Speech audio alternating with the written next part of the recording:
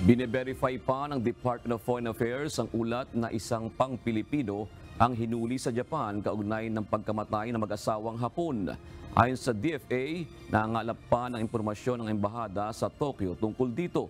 Batay sa mga inisyal na ulat na kanilang natanggap, nakita umano sa CCTV na nasa lugar din ang hindi pa pinangalan ng lalaking Pilipino kung saan natagpuan ang mga biktima.